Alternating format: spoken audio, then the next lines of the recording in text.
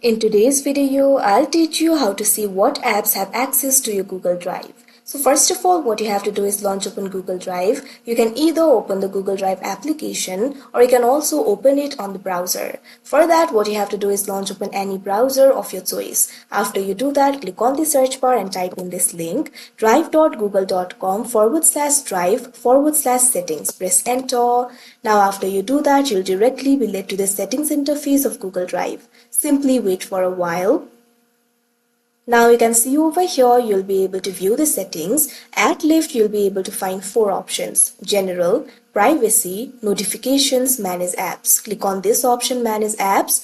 Now after you do that, you'll be able to manage the applications connected to the drive.